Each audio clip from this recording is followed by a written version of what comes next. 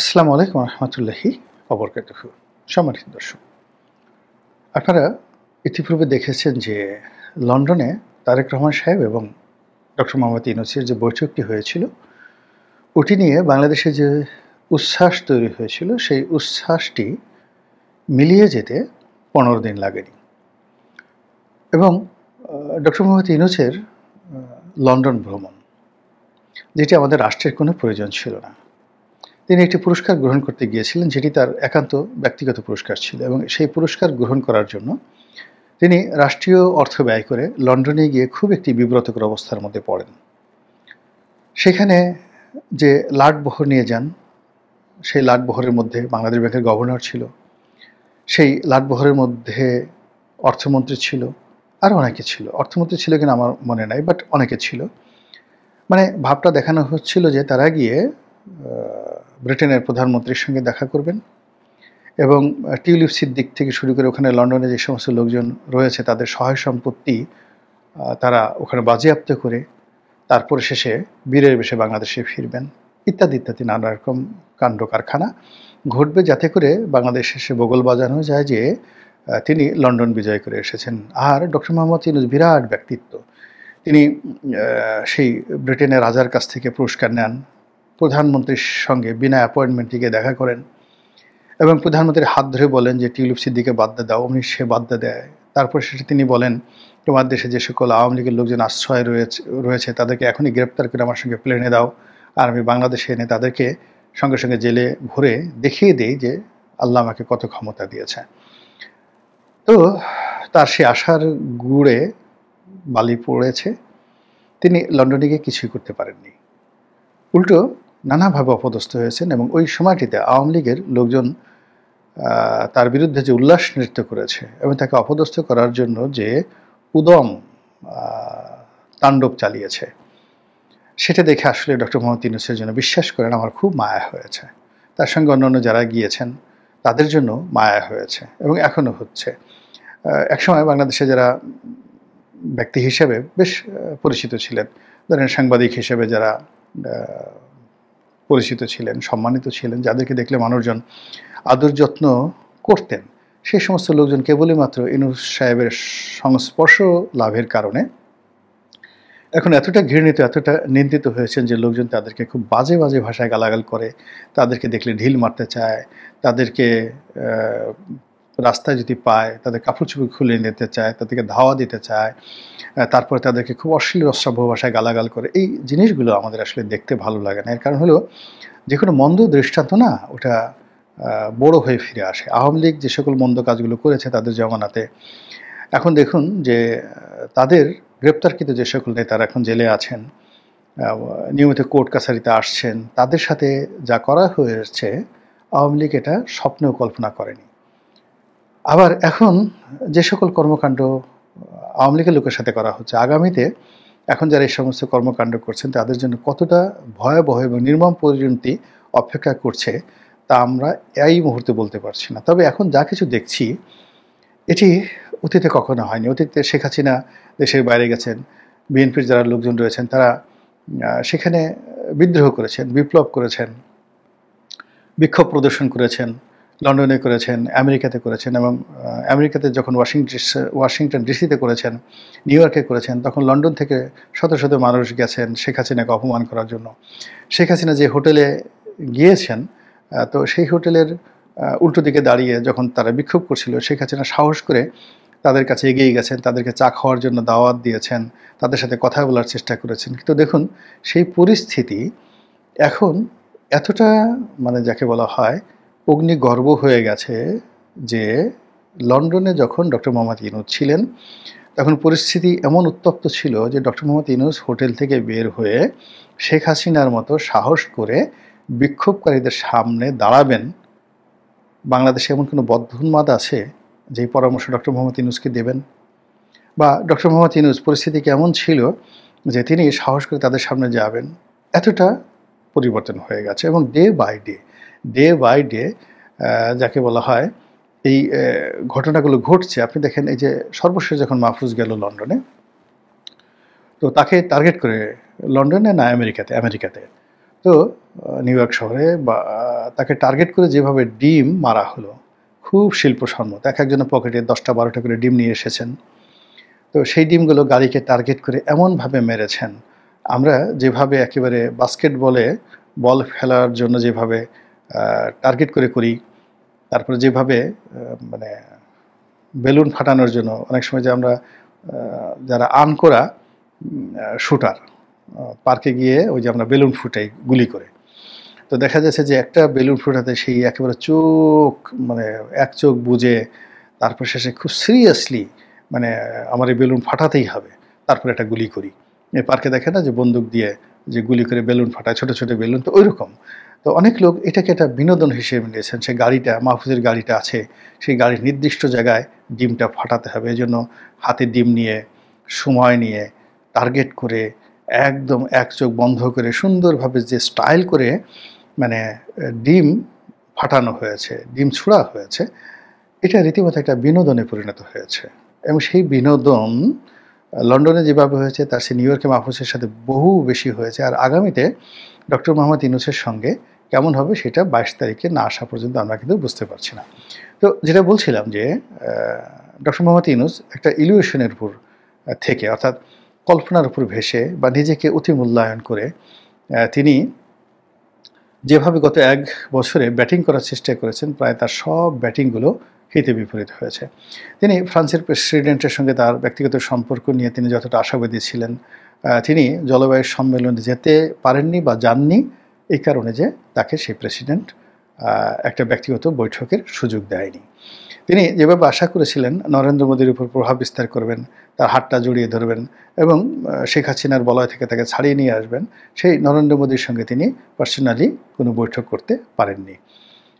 অভিমান ভাঙা তো দূরের কথা, যতটুকু হয়েছে তাতে করে তার আরও মান সম্মান নষ্ট হয়েছে।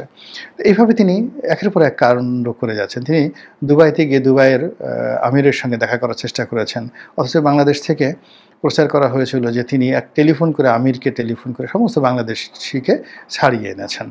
তো তাই যদি হয় তাহলে দুবাইয়ের আমিরের তো বাংলাদেশে আসা উচিত, কিন্তু তিনি যখন দুবাই গেলেন তখন দুবাইয়ের আমিরের সঙ্গে, শাসকের সঙ্গে, প্রেসিডেন্টের সঙ্গে বা আবুধাবির কোনো শাসকের সঙ্গে তার দেখা সাক্ষাৎ হয়েছে, এরকম কোনো ঘটনা কি আপনার জানা আছে? নেই। তো এরকম মানে অদ্ভুত অদ্ভুত সব কাণ্ড তিনি করে যাচ্ছেন, বা তার যারা লোকজন রয়েছেন তারাও অদ্ভুত অদ্ভুত কাণ্ড করছেন, যেটা আমরা তাদের কাছে আশা করছি মানে কখনো করিনি। তো যেটা বললাম যে তারা যে কর্মকাণ্ড করছেন তার সঙ্গে আবার পাল্লা দিয়ে এখন দেশের যে প্রধান রাজনৈতিক দলগুলো ঠিক ওইরকম অনেকেই সেরকম ভাড়ামো শুরু করেছেন। বিএনপি ভাড়ামো করছে, জামাত ভাড়ামো করছে, ছোট ছোট যারা রাজনৈতিক দল, যারা একটা ইউনিয়ন পরিষদের চেয়ারম্যান হতে পারেন না, সেই সমস্ত লোকজন এখন জাতিকে সবক দিচ্ছেন কী করে পিআর হবে, কী করে সংবিধান হবে, কী করে জাতীয়তাবাদ রচিত হবে, কী করে বাঙালি জাতীয়তাবাদকে কবর দিয়ে বাংলাদেশের জাতীয়তাবাদ, ইসলামী জাতীয়তাবাদ চালু করতে হবে, কিভাবে 1947 থেকে বাংলাদেশের নতুন ইতিহাস তৈরি হবে। এই ভাড়ামোগুলো এই সময়টাতে শুরু হচ্ছে। তো সেই দিক থেকে লন্ডনের যে বৈঠকটি হলো, সেই বৈঠকটি একটা one of the greatest mistake of BNP আমার কাছে মনে হয়েছে। এবং সেই দিন থেকে বিএনপির যে মেরুদণ্ড বা বিএনপি সম্পর্কে সরকারের যে ভয়, সেই ভয়টা কেটে গেছে। বিএনপিকে যে কেনা যায়, বিএনপিকে যে পাওয়া যায়, বিএনপিকে ইচ্ছা মতো ডাক দিলে বিএনপি চলে আসে, আবার বিএনপিকে তাড়িয়ে দিলে বিএনপি রাগ করে না, আবার ডাক দিলে চলে আসে, এটা আলটিমেটলি সরকার কিন্তু বুঝে গেছে। আমরা যেটা দেখেছিলাম যে ইতিপূর্বে নাকি 7-8 বার চেষ্টা করা হয়েছিল ডক্টর মোহাম্মদ ইউনূসের সঙ্গে দেখা করার জন্য বিএনপির শীর্ষ নেতৃবৃন্দ ঢাকাতে, তো উনি দেখা দেননি। কিন্তু পরবর্তীতে যখন তিনি বিপদে পড়লেন, বিএনপিকে যখন ডাকলো, বিএনপি অমনি হুড় করে সেখানে চলে গেল। অথচ বিএনপি বলতে পারতো যে না, আপনার সাথে 6-7 বার আমরা দেখা করতে চেষ্টা করেছি, আপনি আসেননি, তো আপনার সঙ্গে দেখা হতে পারে, but not in your office, come to our office, আমাদের অফিসে আসেন, অসুবিধা কী? আপনি এত জায়গাতে যান, তো বিএনপির অফিসে গেলে অসুবিধা কী? এই কথা বিএনপি বলতে পারেনি।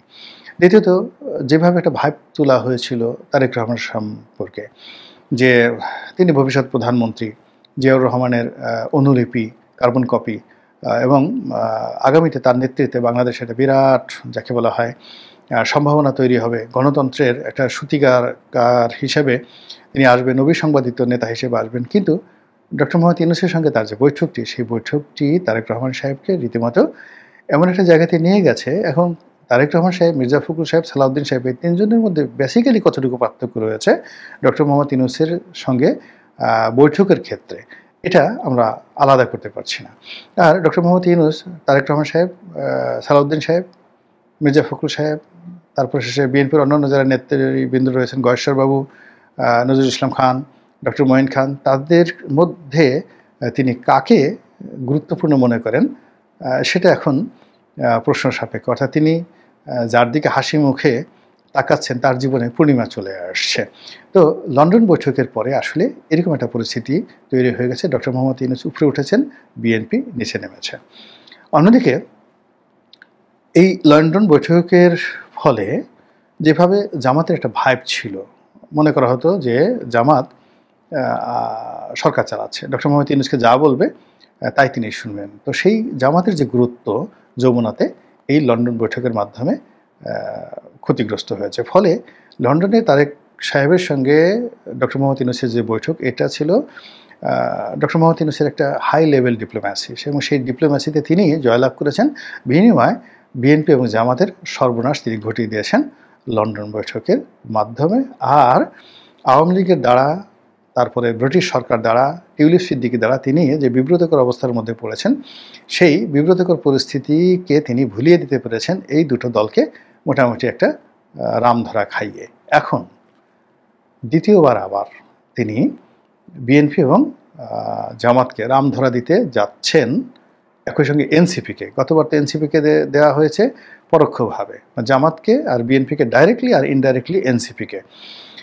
তারেক রহমান সাহেবের সাথে আলাদা বৈঠক করে এনসিপিও রাগ করেছিল। কিন্তু এইবার যেটা হলো, এই তিনটি দলকে, এনসিপিকে, বিএনপিকে এবং জামাতকে একসাথে ত্রয়ী করে রামধরা দেওয়ার জন্য তিনি সেই নিউ ইয়র্কে যে তার জাতিসংঘ মিশন, সেই মিশনের যে সফরসঙ্গী করেছেন রাজনৈতিক দলের নেতাদেরকে, এই সফরসঙ্গী করার মাধ্যমে এই তিনটি দলের যে অবশিষ্ট ইমেজ ছিল, সেই ইমেজটি এখন হাস্যকর পর্যায়ে, অগুরুত্বপূর্ণ পর্যায়ে, এবং জনগণের সামনে আগামীতে উঁচু কথা বলার মতো ভবিষ্যতে এদের আর কোনো অবস্থা থাকবে না। এরকম একটা পরিস্থিতি তৈরি করার জন্যই মূলত তিনি তাদেরকে আমেরিকায় নিয়ে যাচ্ছেন। এখন এটা তিনি নিয়ে যাচ্ছেন নাকি এনসিপি, জামাত এবং বিএনপি তারা যুগপৎভাবে সেখানে যাচ্ছে, এটা আমরা বলতে পারবো না। কিন্তু এগুলো নিয়ে কিন্তু বাংলাদেশে প্রচুর সমালোচনা হচ্ছে। দ্বিতীয়ত, আমেরিকাতে যাওয়ার পরে তাদের জন্য যে পরিণতি অপেক্ষা করছে,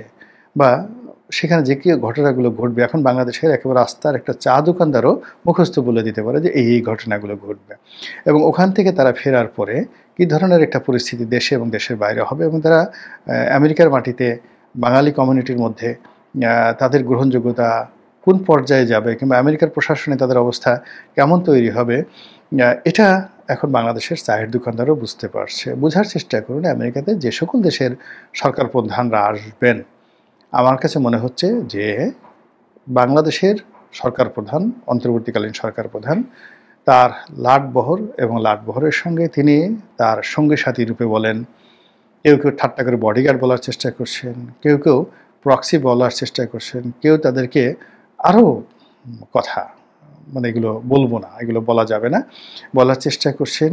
তো এদের আমেরিকাতে গমনের ফলে ওখানে যে নাটক মঞ্চস্থ হবে, যে দৃশ্য রচনা হবে, এবং ওখানে যে কৌতুক হবে, ক্রিয়া হবে, পুতুল নাচের ইতিকথা রচিত হবে, তা পুরো নিউ ইয়র্ক পুলিশ ওই এলাকার বাসিন্দাদেরকে যে বিনোদন দেবে, তার সঙ্গে সঙ্গে বাংলাদেশকে যে একটা ঐতিহাসিক বিনোদন দেবে, সেই বিনোদনের ফলে যারা এখানে খেলবেন তাদের অবস্থা কী হবে আমরা বলতে পারি না, কিন্তু যাদেরকে উদ্দেশ্য করে এই খেলাধুলা হবে তাদের অবস্থা যে কী